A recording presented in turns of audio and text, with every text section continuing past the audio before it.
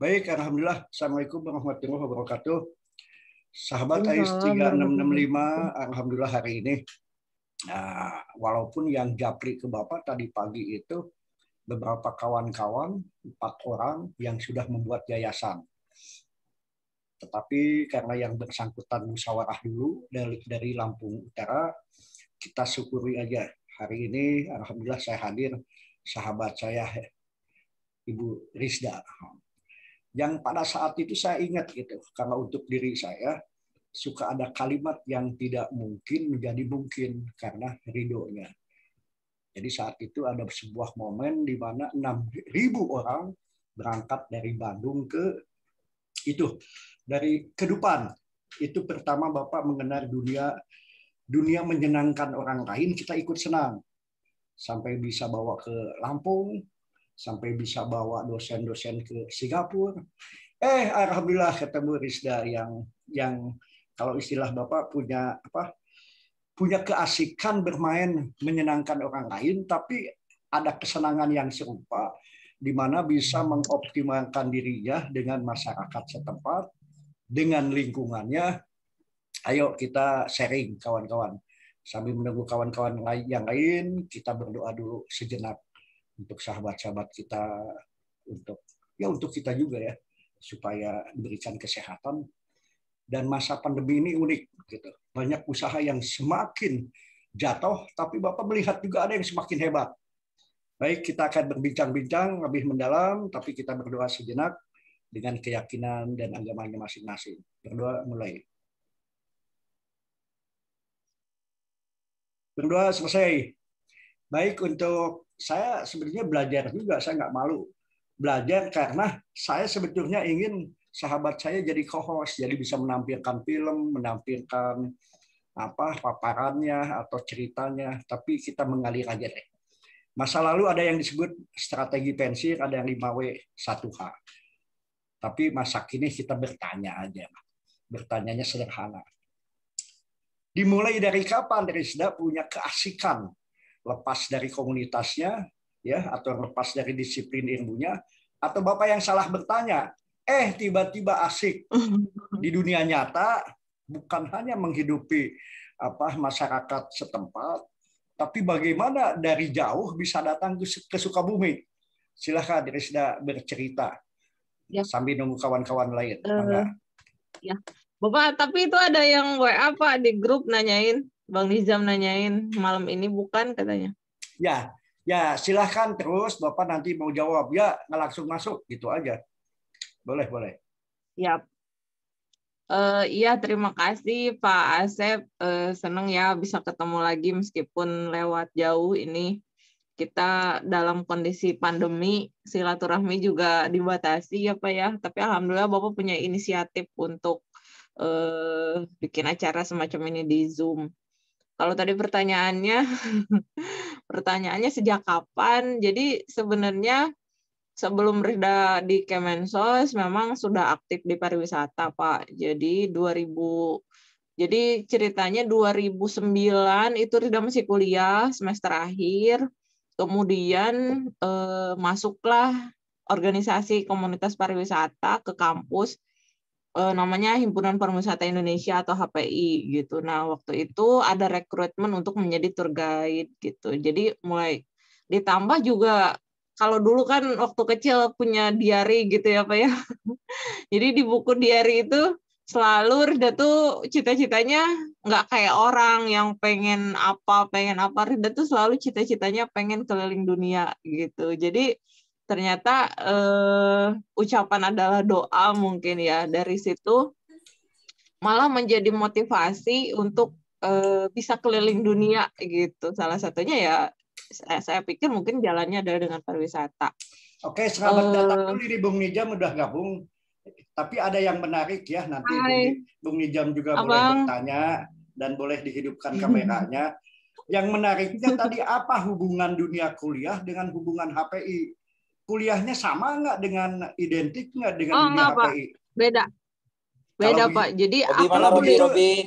Alhamdulillah, selamat malam Bang. Dihidupin boleh. Pertanyaannya saya bisa nanti Abang juga bertanya nih. Pertanyaannya dari dunia kuliah menjadi dunia wisata. Ceritanya bagaimana itu? Nanti Bang Nejam boleh nanya ya. Saya dulu sekarang. Dari dunia sekolah kok jadi dunia wisata? Siapa yang ngajak atau bagaimana ceritanya?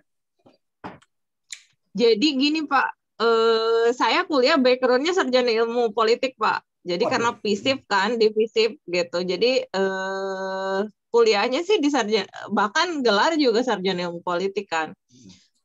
Cuman kan gini Pak, justru menurut saya uniknya pariwisata itu adalah segala disiplin ilmu itu bisa masuk Pak. Betul. Jadi kita tidak memikirkan dia background-nya apa gitu disiplin ilmunya, tapi dalam pariwisata karena terutama sekarang kan manajemen pengelolaan pariwisata itu melalui pentahelix yang tadi sedikit saya gambarkan gitu Pak, ada pemerintah, ada pengusaha, kemudian ada akademisi, ada komunitas dan sebagainya. Sehingga meskipun disiplin ilmu saya sebagai sarjana ilmu politik gitu, tapi tetap masih bisa masuk gitu Pak ke dunia pariwisata gitu. Karena kan kalau menurut saya ya, terutama di Kabupaten Sukabumi itu benar-benar butuh banyak linear pendidikan justru Pak, bukan linear ya, berbagai disiplin ilmu yang bisa mengelola pariwisata di Sukabumi gitu. Dan itu yang menjadi kekuatan sehingga saya percaya diri Pak hari ini bahwa mohon maaf gitu ketika orang mengagung-agungkan Bali sebelum pandemi, hari ini bisa kelihatan Pak mana yang benar-benar destinasi tujuan wisata yang benar-benar tidak pernah mati gitu dalam arti tanda kutip ya gitu. Kami memang terdampak Kabupaten Sukabumi, tapi hari ini untuk tingkat kunjungan itu paling sekitar 30% paling banyak terdampaknya gara-gara pandemi gitu Pak. Oke, gitu, Pak. sebelum bicara lebih lanjut, tidak ada salahnya, alhamdulillah kan.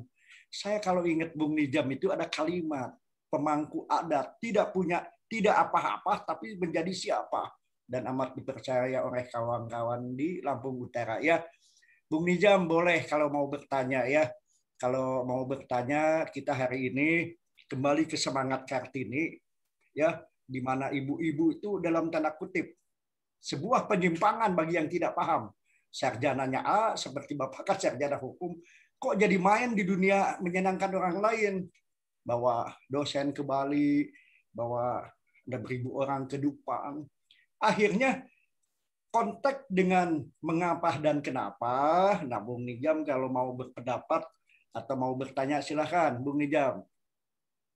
Atau sedang bikin kopi. Kalau sedang bikin kopi, oh hidup-hidup. Silahkan. Lanjut aja, Pak. Oke, kalau saya lanjut, saya penasarannya di sini nih. Penasaran tuh, ya maaf, Bapak juga tahun 97 tuh pernah ke Sukabumi. Pertama, bahkan Bapak sholat di kursi Soekarno. Bapak saat itu utusan Kalimantan Tengah. Bagaimana diri kita ini bermanfaat untuk orang banyak. Singkat cerita, 20 tahun di Kalimantan Tengah, ingin kembali ke Bandung. Hadirlah Bapak di Sukabumi. 3 minggu di Cibadak.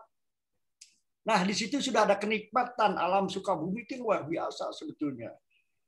Maka tapi ini asli, Risdani putra daerah asli atau dilahirkan di daerah itu? Asli, Pak. Wah. Saya lahir kecil, gede, kuliah, sekolah, SMA itu nggak pernah keluar dari Sukabumi, Pak. Kuliahnya? Di Sukabumi. Oh. Nah, Sukabumi ya. itu Jadi, dulu kan ada keinginan membelah tuh menjadi dari Oh iya. Hari ini sudah DOB, Pak. Hari ini sudah DOB Sukabumi Utara dan Kabupaten Sukabumi. Karena kita kan terluas kedua, Pak. Terluas kedua se-Jawa Bali. Jadi ya memang sudah sepatutnya sih Pak dibagi dua ya gitu, sudah selayaknya karena potensi pariwisatanya juga potensi pariwisatanya juga Stunting itu silakan Bung Nijam. Itu halo Pak Iwan, diklat stunting itu offline apa online Pak? Ada 2 cara.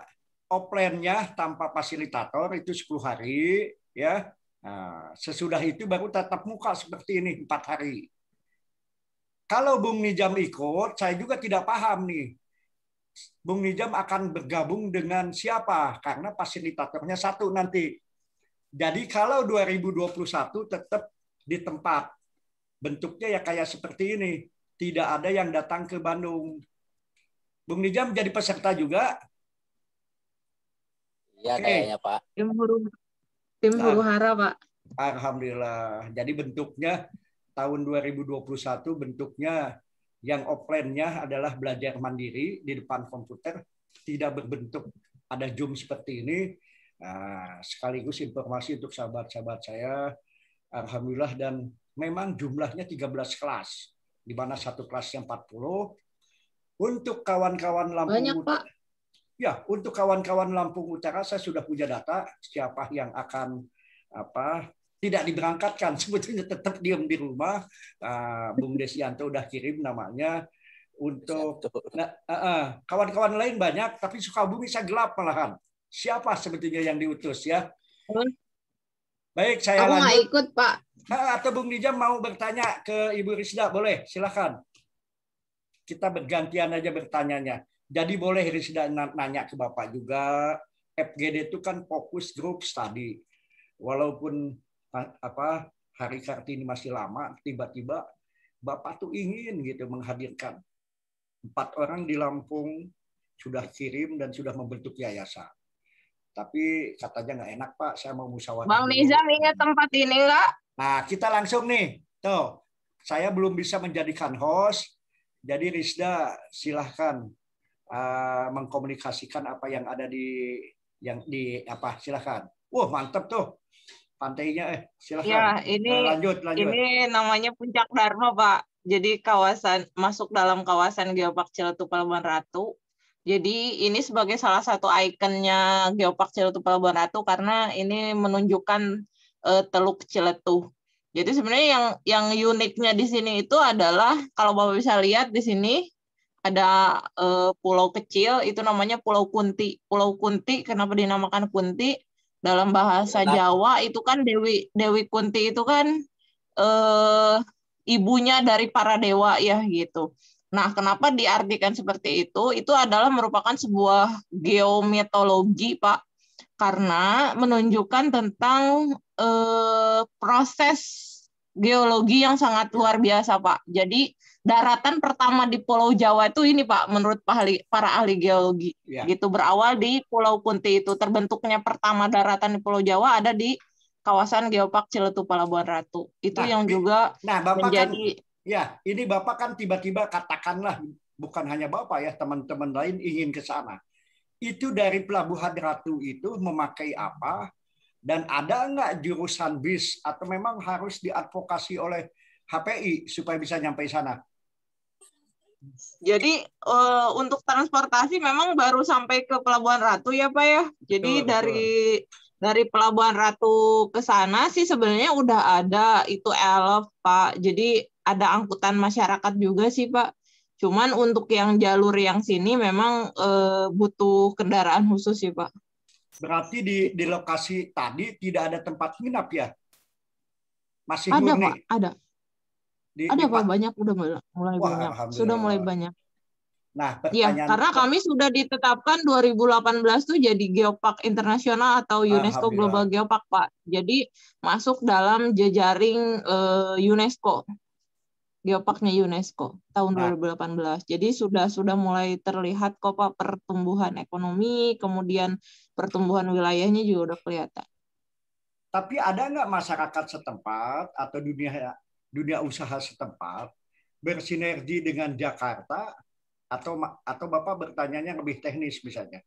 Bagaimana seseorang bisa sampai ke sana kalau kita kaitkan dengan strategi pensif kan pentingnya propaganda, promosi, happy endingnya kerjasama. Nah, yang dilakukan HPI, Risda dan kawan-kawan, bagaimana tamu itu untuk bisa ke sana?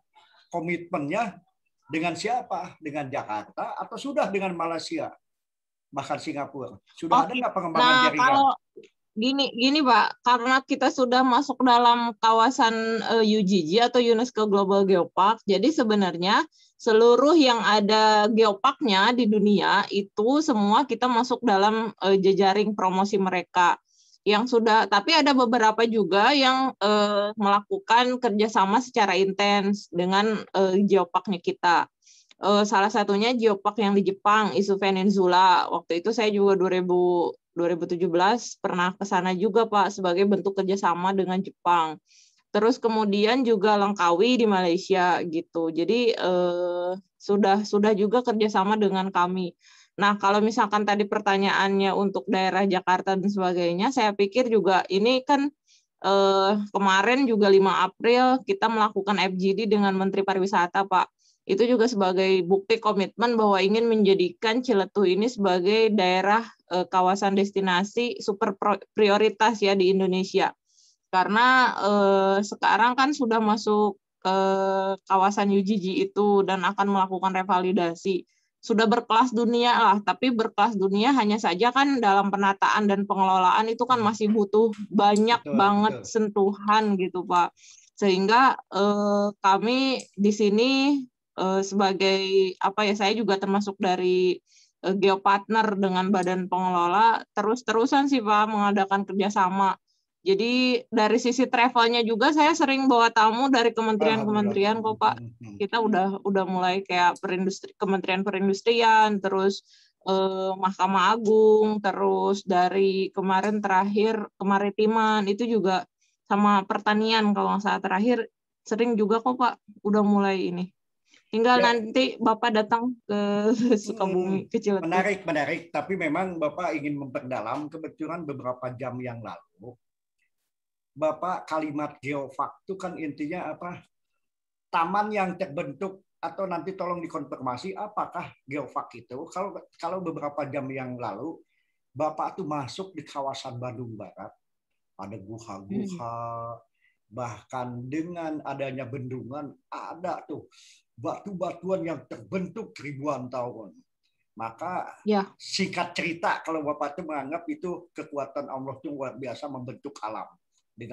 Nah di sana itu di samping foto yang tadi geopark yang menjadi ikon atau ketertarikan dunia, apa sih sebetulnya? Karena tadi kan Bapak melihat cuma pantai itu, apa sih yang sampai bisa mengklaim bahwa di Sukabumi ada geopark?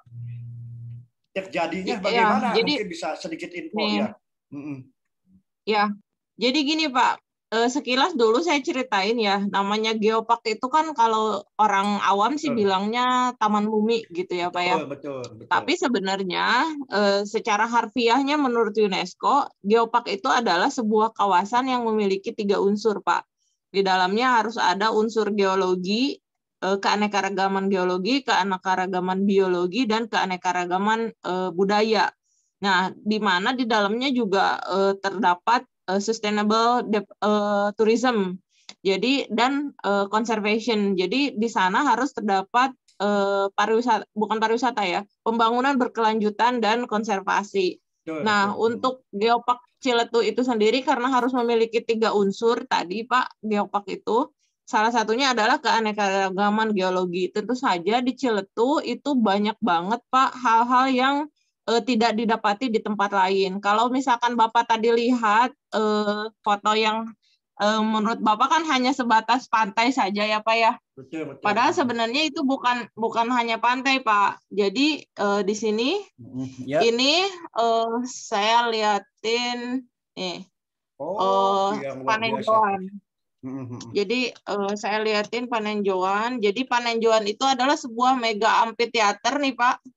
Kalau dilihat dari titik ini, kita bisa melihat mega amphitheater atau pemandangan alam, Pak, dari ujung ke ujung itu berbentuk tapal kuda, itu 15 km kali 9 km, Pak, diameternya. Dan itu terbesar di dunia, Pak. Ini terbesar, cekungan terbesar di dunia.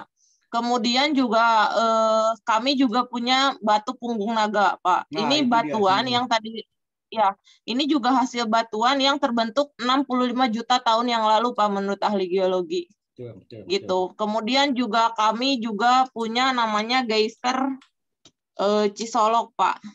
Jadi geyser Cisolok ini satu-satunya prosesnya melalui tektonik.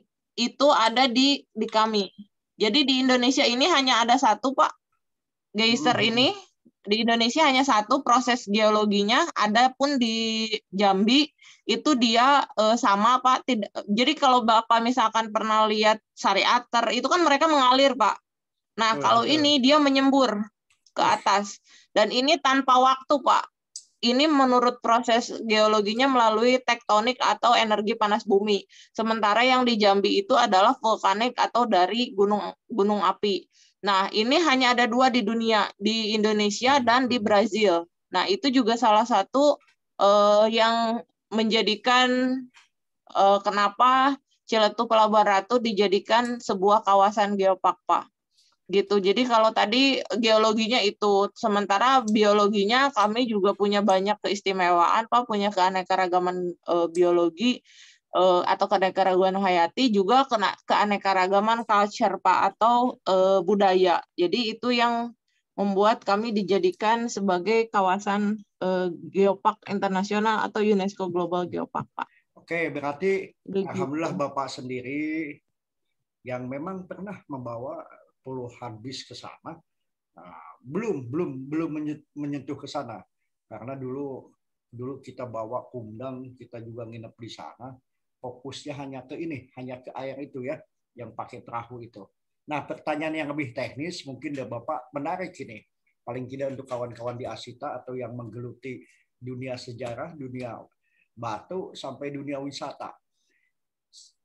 Apa Asita di sana atau asosiasi pariwisata, tentunya kerjasama dengan HPI, itu ada nggak yang bukan melepas ya, seni marketingnya itu 2 hari 3 malam, atau bagaimana supaya tempat-tempat paling tidak ada 6 opsi ya, atau ada 3 opsi itu expose ke publiknya itu 2 hari 2 malam atau 1 hari 1 malam. Paket-paket tur di sana sudah banyak belum yang dipropagandakan atau diekspos dengan beberapa pilihan, tentunya Kokojona eta tapi Ciletuh sudah ada belum? Ada banyak, Pak. Paket-paketnya sudah banyak, dan tentu saja paket yang kami buat juga berbeda ya, Pak ya, karena kan kami punya tugas untuk jadi mengubah mindset. Kan gini, kalau orang Indonesia kebanyakannya itu kan mass tourism, Pak. Jadi mereka hanya mencari tempat selfie dan sebagainya. Nah, ketika datang ke Sukabumi atau datang ke Geopark Ciletuh, kami berusaha membuat paketnya itu adalah bagaimana si masyarakat itu menikmati view-nya, menikmati alamnya dengan foto-foto dan sebagainya, tapi juga dia akan mendapatkan edukasi gitu, Pak. Edukasi bahwa ternyata kami sudah masuk dalam kawasan geopark gitu, sehingga pasti berbeda gitu, semacam tadi ketika geyser misalkan, geyser Cipanas, atau kita menceritakan, orang kan kalau lihat kayak batuan gitu, Pak, ih apa sih gitu ya batuan gitu kan, atau bahkan cenderung tidak menarik sama sekali. Tapi bagaimana kami di Asita ya, Asosiasi Travel, ataupun kami juga di tour guide terutama di HPI, itu menceritakan bagaimana uniknya, kayak semacam tadi kan kalau kita ceritain bahwa itu tahu nggak kalau itu tuh terbentuknya 65 juta tahun yang lalu, atau ketika berdiri di Panenjoan kita akan bilang bahwa itu adalah sebuah amphitheater raksasa 15 kali 9 km dan terbesar di dunia. Bayangin, Pak, gimana kita nggak bangga ya, ternyata ada fenomena alam di dunia yang sangat unik itu ada di Sukabumi gitu, ada di Indonesia gitu. Dan iya, dan bagi sebagian yang dekat misalkan dengan Sukabumi ya, ini sudah, karena ini sudah masuk UNESCO, artinya ini sudah milik dunia gitu, Pak. Apalagi orang Indonesia kan, kita harus bangga gitu, Pak, kayak gitu. Alhamdulillah memang. Jadi paket-paketnya sudah banyak kok, Pak, paket-paketnya udah ada. Memang seni membesarkan potensi lokal itu, pertama tadi ketertarikan dari putra daerah itu yang utama, sehingga alhamdulillah saya bertemu dengan Dirisda yang punya komitmen bagaimana menghidupi lingkungan, menghidupi masyarakat dengan kekuatan potensi yang ada. Beberapa event dimungkinkan, memang trilogi pembangunan, kalau dulu ya zaman Bapak masih muda itu disebutnya trilogi pembangunan, di mana pemerintah, dunia usaha, dan masyarakat bersinergi. Persoalannya zaman kini dengan segala persepsi dirubahlah Dan alhamdulillah Sukabumi walaupun di masa pandemi masih mampu dihadiri dan menghadirkan. Bisa dengan bentuk saresehan misalnya. Nah, Bapak kan masih kurang paham tuh tadi nih. HPI ini, ya, ini kan ada kalimat HPI Sukabumi. Asosiasi HPI ini ada nggak di tempat-tempat lain? Dan yang membina... Oh, ada Pak, di Indonesia Pak ada. Alhamdulillah. Jadi sudah ada di 34 provinsi dan 300 kabupaten Pak. Alhamdulillah, mudah-mudahan sudah ada. Jadi kami jaringannya jaringan nasional Pak, sudah ada. Alhamdulillah, qadarullah ya, Rida sebagai ketua HPI di Kabupaten Sukabumi. Wah, gitu Pak. Luar biasa. Kirain di kecamatan. Saya kan bertanya itu penting kabupaten, ya. Pak. Alhamdulillah kalau di kabupaten ya insya Allah jejaring itu kan terbentuk oleh pemahaman, pikiran dan hati dulu. Maka terbentuklah dan alhamdulillah Rizda ya, kebetulan Bapak itu Allah Maha Hadir selalu. Bapak tuh pingin siapa sih wanita yang bisa dihadirkan dalam konteks Hari Kartini. Karena kalau yang kita waktu kecil, kalau hanya pahamnya habis gelap, terbitlah terang. Tapi Kartini Indonesia sebetulnya bukan hanya Rizda, masih banyak orang yang berjuang untuk menghidupi keluarga dan lingkungannya. Nah, mungkin Rizda, saya ingin mengetahui ini. Jejaring itu sebelum jejaring, kalau bahasa Bapak itu biasa ada SOTK, Susunan Organisasi Tata Kerja. Kalau memposisikan dan dapat amanah se-kabupaten, di tingkat kecamatannya ada nggak HPI itu? Atau HPI itu ada di kabupaten tapi mengayomi semua kecamatan? Terus SOTK-nya bagaimana? Ya, tepatnya begitu. SOTK itu misalnya apakah cukup? Alhamdulillah sahabat Bapak 2 hari yang lalu kepilih jadi misalnya ketua forum RW ya, walaupun tingkat kecamatan. Dengan kekuatan hati dan pikiran, makanya pertanyaan lebih teknisnya, komposisi di bawah HPI itu apa? Atasnya itu kecamatan, ujung-ujungnya kalau bicara legalitas dilantiknya oleh siapa, terus kedudukannya bentuknya kabin kayak seksi kayak di bawah Rida tuh kan biasa ada sekretaris, ada bendahara. Jaringan ke bawah tuh masih ingat nggak bentuknya bagaimana? Apakah di semua kecamatannya ada gitu? Silakan. Jadi gini Pak, HPI ini atau Himpunan Pariwisata Indonesia itu dibentuk itu atas SK dulu sih Menpar Postel ya Pak ya. Betul, Yop AP kalau nggak salah gitu kan, Menteri Pariwisatanya saat itu tahun 88. Saya juga baru lahir Pak tahun 88. Tapi memang kalau menurut sejarah itu dibentuklah Himpunan Pariwisata Indonesia itu pada zamannya Pak Yop AP itu Pak. Jadi tahun 88 di SK-kan melalui SK Menteri Pariwisata dan Menpar Postel kalau nggak salah waktu itu. Nah, untuk di atasnya kita ada Dewan Pimpinan Pusat, dia nasional Pak lingkupnya. Terus kemudian Dewan Pimpinan Daerah itu di provinsi dan di kabupaten itu Dewan Pimpinan Cabang. Nah, untuk anggotanya itu sendiri tidak per kecamatan, tapi lebih ke per destinasi wisata Pak. Betul. Per objek daerah tujuan wisata. Jadi memang lingkupnya satu kabupaten sih Pak gitu. Tapi memang berasalnya biasanya dari destinasi-destinasi, karena kita juga ada 3 kriteria ya, ada guide lokal, ada guide city tour, sama guide overland. Kalau guide lokal itu di dalam kabupaten lah, di dalam antar kabupaten, di dalam kabupaten. Kalau city tour dia antar kabupaten, misalkan dia guide-nya biasa bawa ke luar, misalkan ke Jakarta atau ke Bandung, nah disebutnya city tour. Atau yang lintas provinsi atau overland, atau lintas negara juga overland gitu Pak. Jadi hampir kalau ini mah semua anggotanya memang sekabupaten, jadi nggak ada per kecamatan lagi, nggak ada, tapi lebih ke arah mereka dari destinasi gitu Pak. Wah ini luar biasa nih. Ya Robi, selamat datang ya. Begini Rizda, Bapak jadi ingat ya. Tahun 1999 ada keinginan yang besar Dr. Andes Andi Patara ya, saat itu di Kalimantan sebagai kabinnya, kanwirnya saat itu Pak sahabat saya mendirikan, dan Bapak dipercaya menjadi sekjen tanpa ketua, namanya Industri Pariwisata Seni dan Budaya. Pemiliknya adalah semua pimpinan karaoke, semua pimpinan dunia wisata. Tapi alhamdulillah alhamdulillah Bapak saat itu karena ada cuma setahun ya, belum bisa membentuk se-Indonesia. Tujuannya bagaimana Asita, PHRI dan dunia wisata bersinergi. Maka didirikanlah DPP Inpar Seni Bud, Industri Pariwisata Seni dan Budaya. Nah, ini Robi sudah muncul nih penggagas yang punya ide ya. Karena Robi itu kalau mau bertanya boleh ya. Tapi alur pikirnya begini, misalnya bisa Rida juga yang bertanya ke Robi. Bagaimana potensi lokal ini? Saya analogikan misalnya ya. Pada saat ada amanah, maka insya Allah walaupun bendera kita HPI, bagaimana mencari ayam? Bukan ayamnya yang dicari, ya, tapi bagaimana ayam sudah tersajikan. Nah, Bapak menerima amanah saat itu. Nggak main-main mau mencari untuk makan orang 6.000 itu. Maka kekuatannya relasi dan komunikasi. Alhamdulillah ya. Nah, Robi, kalau mau bertanya boleh. Tentang potensi Sukabumi. Mau nanya ke Bapak boleh, meneruskan yang kemarin. Mau nanya ke Rizda boleh, silakan. Hai Bang. Malam. Ayo, suaranya nggak ada.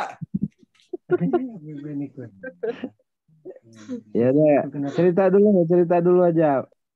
Oke, kalau cerita saya tetap ceritanya ke Rizda itu tentu konteksnya di HPI dulu. Ada nggak sekarang HPI, Bapak kan takut salah ya dengan bertanya itu bukan menguji ya. HPI itu kalau contoh ya, Bapak bawa rombongan ke Bali. Bali itu sampai punya hukum tidak tertulis. Siapapun yang tidak memanfaatkan guide di sana akan kena sanksi dan sebagainya. Yang ngucap ini adalah pejabat setempat bersinergi dengan hotel. Oh, sekarang mereka udah ada pergubnya Pak. Kalau Bali Pak, Jawa Tengah dan Bali mereka bahkan sekarang sudah bukan tidak tertulis lagi, mereka sudah tertulis Pak. Mereka sudah punya peraturan gubernur bahwa untuk menggaid di Bali itu harus berlisensi dan diutamakan menggunakan guide lokal. Nah, itu kayak gitu Pak. Jadi memang mereka sudah ada pergubnya. Nah, maksud Bapak arahnya ke sana. Kalau dulu Bapak walaupun bawa 100 lebih guide dari Bandung, tapi kita hukum kepada situasi tadi sehingga si guide Bapak itu duduk manis, yang bercerita di bis itu adalah putra daerah Bali dengan pakaian adat dan sebagainya. Pertanyaannya, ada nggak di Sukabumi kearifan situasi ya kalau istilah Bapak? Ada nggak DPRD berikut Wali Kota Sukabumi untuk dan bagaimana membesarkan masyarakat setempat, terutama HPI Sukabumi, untuk menggunakan dengan kekuatan hukum ya, Bapak kebetulan orang hukum juga, untuk dan bagaimana mereka bersinergi, komandonya kepada PHRI bisa, kepada Asita bisa, ada atau by proses, silakan. By proses Pak. Jadi kita sudah ada di Perdanya sudah ada tentang penyelenggaraan pariwisata. Jadi di sana memang sudah mulai dimunculkan tentang penggunaan guide lokal karena kan lebih mengutamakan masyarakat di sini. Hanya saja memang belum sekuat Bali dan Jawa Tengah Pak. Jadi memang di Jawa Baratnya itu sendiri sih gitu Pak. Jadi belum sekuat Bali sama Jawa Tengah sih Pak. Gitu, tapi ada yang Rida pengen ceritain nih Pak, yang menurut Rida itu menarik gitu, kaitan hubungannya dengan pekerjaan Rida di Kemensos justru Pak. Betul. Rida itu setiap program, karena kan bukan hanya di HPI Pak, Rida ada juga gabung di Pokdarwis atau Kelompok Sadar Wisata. Nah, kami hari ini sedang merencanakan sebuah konsep pembangunan pariwisata berbasis pengentasan kemiskinan Pak. Jadi 2009 Rida gabung di pariwisata, 2012 gabung di Kementerian Sosial. Jadi ketika Rida gabung di Kementerian Sosial, Pak, Rida tuh miris gitu. Mirisnya gini, karena dua dunia yang bertolak belakang, atau apa ya, bukan bertolak belakang ya. Jadi dua kenyataan, di satu sisi potensi alam Sukabumi yang luar biasa gitu Pak.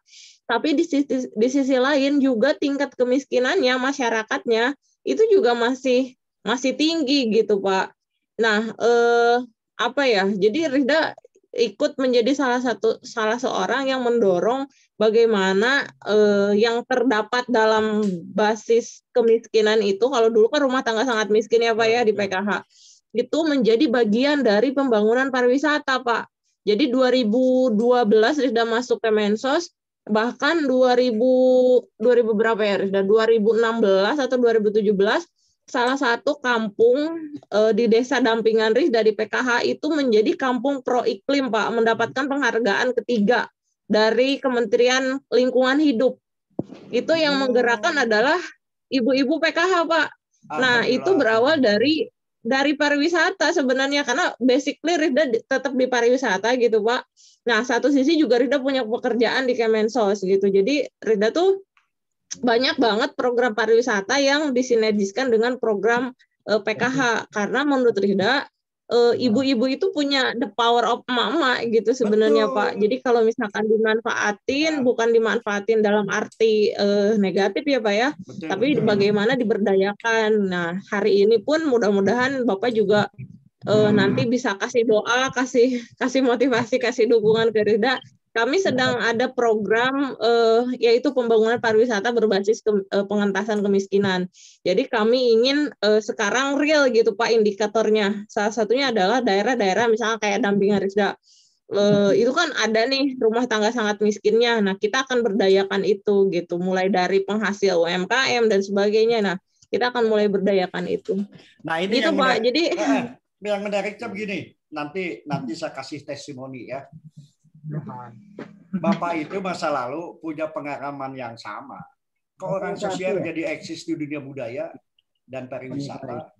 Bagaimana mensinergikan mengurus orang senang supaya ingat kepada mengurus orang, maka ada aspek pemberdayaan. Bapak dirikan yayasan namanya Suara Generasi Muda Mandiri, punya 3 radio, punya tour and travel dan sebagainya. Pada saat mengadakan lomba-lomba, ya, misalnya harga tontonan 20.000, wajib 20%-nya kita kumpulkan untuk kunjungan sosial. Ini dimungkinkan juga HPI suatu saat bersinergi membuat kekuatan intern dulu. Bagaimana niat yang tadi bersinergi. Karena Robi kan niatnya dari 1 kilo 1.000, entah untuk siapa kan. Nah, nanti kalau kekuatan emosi ini positif, kita kan bentuknya, kalau rumus saya ingat kok, dan saya juga dulu pemain dalam tanda kutip ya, dunia pariwisata itu adalah ujung-ujungnya menghidupi ya, menghidupi, karena rupiah itu kan untuk belanja, untuk makan, walaupun kita dengan cara menghadirkan orang-orang untuk wisata. Baik, ini memang ada waktu 6 menit lagi ya. Nah, ada waktu 6 menit lagi, bila dirasa tidak puas, kan Bapak, kalau Bapak tidak puas siapa? Terus kan tadi Bapak tidak bisa menjadikan host. Kalau Rizda masih mampu bertahan, Rizda yang ngundang saya nanti ya, terus bisa ngasih pandangan dan sebagainya. Nah, tadi yang menarik besok itu, lagi Pak. Nah, ya kalau kasihan Bang Robi udah ngantuk. Oh, dia itu nunggu angkutan ton, dia siap aja. Kesempatan Ki Robi untuk bertanya boleh ya. Nah, untuk membuat testimoni boleh. Pertanyaannya sebelum menjawab ya, atau bertanya ke Rizda, Bapak ingin nanya dulu di satu aja. Jam-jam segini itu ayam itu sedang OTW, sedang pengendalian, atau bermainnya pagi-pagi. Bang Robi ini sudah 10 ton nih setiap hari. Baru boleh bertanya ke sahabat kita ya. Pertanyaannya jam-jam segini itu menghitung untung atau sedang memantau perjalanan ayam tuh. Silakan Bang Robi ya. Atau meninabubukan ayam Pak. Bisa jadi, silakan. Yang jelasnya kalau udah malam gini Pak, sudah nggak ngurusin ayam lagi Pak. Kalau udah malam. Alhamdulillah. Batasnya paling jam sore. Yang lain Bang. Udah ngurusin yang lain. Pengen Pak bisa main ke Sukabumi kan, lihat wisata-wisata. Di mana sih wisatanya yang bagus di Sukabumi? Iya, nanti silakan bertanya. Bingung sekarang kalau nyeritain. Oh, udah dari tadi apa ceritanya? Jadi yang pasti banyak, Bang. Sukabumi banyak banget lah tempat wisatanya. Terutama Geopark Ciletuh. Nanti bisa di-searching di Google. Geopark Ciletuh Pelabuhan Ratu. Itu di kota Sukabumi ya? Di Kabupaten Sukabumi. Soalnya Sukabumi ada 2, ada kota, ada kabupaten. Ini gimana ini? Bang Robi ini kalah tuh. Kalau Desianto dan kawan-kawan sudah ke sana. Masa Iya, nanti komunitas ayam tuh, para pengusaha ayam dibawa ke Sukabumi. Desianto dan kawan-kawan sudah loh. Saya tahu para korkap sudah. Pengusahanya belum nih. Kok tahu sih, Pak? Kok tahu sih, Pak? tahu dari mana? Kok tahu? Bapak mah selalu tahu, walaupun Allah Maha tahu, ngasih tahu. Tiba-tiba mereka berfoto. Mereka kalimatnya sekali banding. Iya, nggak apa-apa. Entah ada pertemuan di Jakarta. Mana ya? Baik, kawan-kawan. Alhamdulillah. Oh, gitu. Untuk Krisda dan Kang Robi, kalau Bapak suka tidak suka 2 menit lagi mau selesai ini. Kalaupun mau diteruskan, saya memang siap aja. Cuma posisi saya nanti menonton Krisda yang memaparkan film-filmnya kalau masih sanggup. Kalau enggak ya besok Pak, besok. Kalau sekarang saya nyerah Pak, saya harus bangun sahur nanti. Ya, kalau besok kan Bapak juga bertanya apakah cukup komunitas kita boleh, mau ngajak yang lain boleh. Baik, dengan berat hati saya harus melepas ya. Masih ada tuh. Nanti kita berhenti dengan sendirinya. Dari pertemuan hari ini untuk sahabat-sahabat saya yang baru ada Robi, tadi Nijam udah hilang lagi. Maka siapapun dia, saya tetap kontaknya hari Kartini dulu.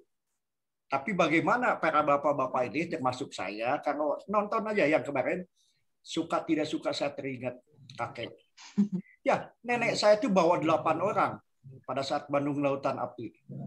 Ibu saya juga sama, menghidupi itu sampai bikin es ya di kulkas, terus saya sampai nengteng es. Kewirausahaan itu dibentuk dari keluarga.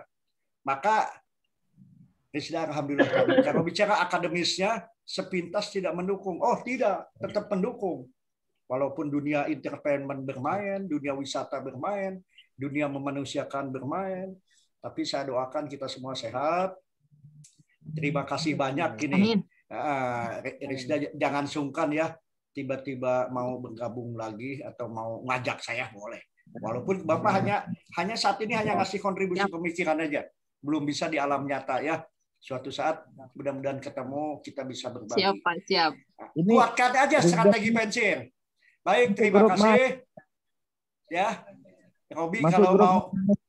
Nomor WA-nya nggak ada tadi itu, dicari. Ada, udah saya kirim. Ya, udah saya kirim. Ya, terima kasih. Wassalamualaikum warahmatullahi wabarakatuh. Yang penting untuk Rida dan kawan-kawan tetap belajar strategi pensiun.